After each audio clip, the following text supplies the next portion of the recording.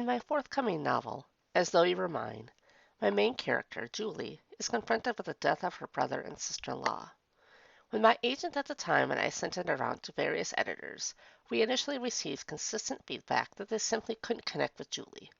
Readers and editors alike felt as though Julie wasn't upset enough about the death of her brother. It wasn't realistic. Initially, the feedback annoyed me. Not everyone has a beautiful relationship with family members, and if you are estranged as my character Julie and her brother had been, the impact is even lower. What right did everyone have to project their own experiences onto poor Julie?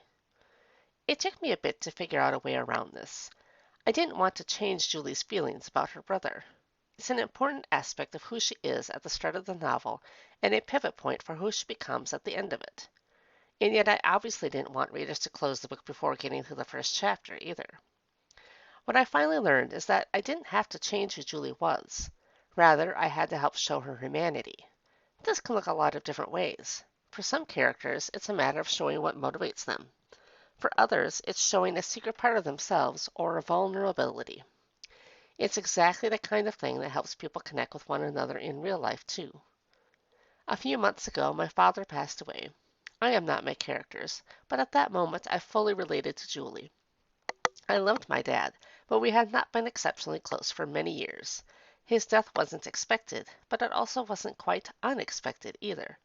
It was not a shock, and while it was sad, it was not a punch to the gut. In other words, I sort of felt like the unsympathetic character. But if you wanted to find that piece of humanity in me, here's where you might have found it. A few weeks ago, my sister posted on social media about watching a movie with my stepmother that had them both crying and grieving my dad afterwards. It made me sad, but not because I grieved. I was sad about not being sad. And maybe this is the emotion some people need to see. Later, that emotion also made me think about characterization and ways we help our readers connect, even if they don't feel and react to situations in the same way as the characters do.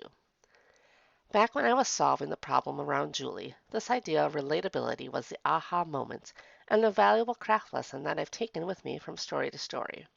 For Julie, she did not immediately mourn the loss of her brother, but she deeply felt the pain her mother suffered upon losing one of her children, and further, Julie keenly grieved for her 4-year-old twin niece and nephew and the loss of their parents, their world.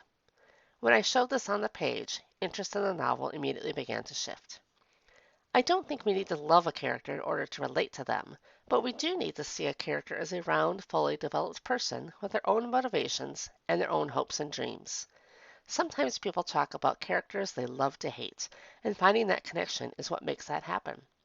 If you are struggling to get your readers to connect with your character, consider ways they show fear, love, or defensiveness. Consider ways to have your reader get a peek inside their actions. Show us their why.